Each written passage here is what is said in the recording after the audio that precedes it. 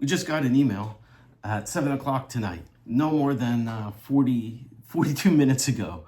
When you thought our union could not have pulled any more shenanigans, to use their word, and when you thought that we're gonna be wrapping up the year after all of the chaos and disasters that have befallen us, and you thought it was safe to go back in the water again, to open your email again, we're hit with this. This one takes the cake. This is a tentative agreement. This means they've reached an agreement with the district they've been calling their enemies and have been fighting a nuclear war with. But the first line I want to point out is down in the email. It says an agreement in principle was reached on May 16th. The district signed the TA on May 20th. That's just not true. Opening up the tentative agreement here, you can see that it was signed by the district as well as the union on May 16th. Initialed on every single page on May 16th. At least 4 or 5 places it's signed May 16th. So I don't know what they're talking about May 20th. So why would they be claiming that it was signed 4 days after the date it was actually signed? One can only speculate that they just didn't want to make it public that they had reached an agreement with the school district before the final notice hearing. But right now, the important point I think to make is let's just accept their word that it was signed May 20th. Disregard the physical evidence. No, Your Honor, that wasn't me with the knife at the crime scene. Just ignore that.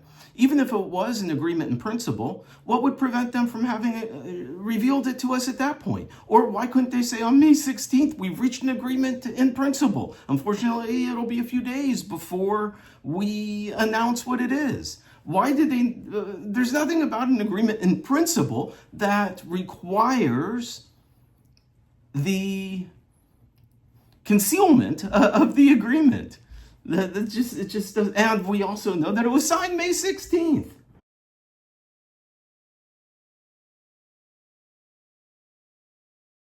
But let's just break down the timeline now.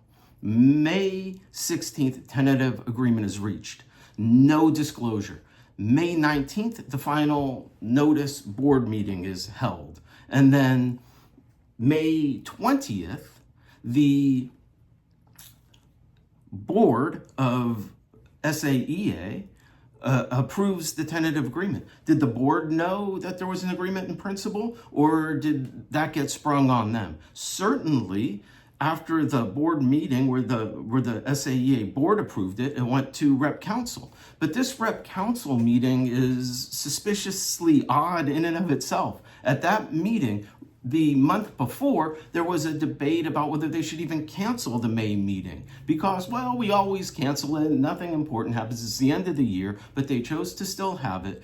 But at this rep council meeting, it was sparsely attended because it's the last meeting of the year. And the reps had no idea that they were going to be voting to approve a tentative agreement that had been approved by the board. And so remember also that after the rep council meeting, the leadership at least is trying to get over to the school district. So this rep council meeting that's likely attended is being rushed because they're trying to get over to the board meeting, and they pushed this agreement through rep council with less than 50 votes. Less than 50 votes approved this tentative agreement. And so they hid it from all of us originally, then they probably hid it from their board, and then they hid it from rep council, and they spring this on us at 7 o'clock at night, telling us that the first informational meeting about this is tomorrow at 4 o'clock. That's less than 24 hours from the time of the publication of the notice of the email. They don't even tell us when voting is going to be. May 27th is the second meeting. Voting is going to be into the summer. We'll be voting on this into the summer. Why are they trying to do it? Why did they try to hide it? Why did they try to jam it through the board? Why they try to rush it through rep council? Why are they trying to hide it and push it through membership? Because, ladies and gentlemen, what you are witnessing is a master class in trying to hide how you push through a 0% raise over the membership to end the year. And when you look at the key highlights of the tentative agreement, they highlight a couple things, but the main highlight, obviously, is 0%.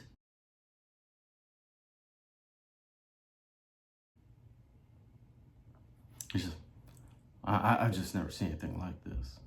And I haven't even gotten into the substance of this tentative agreement yet. This will have to be a series of videos. I'm gonna look at the tentative tonight. I'll skim through it, and I promise you, I'll give you all the information I can about the substance and what they've actually agreed to, because they clearly are not proud of this agreement.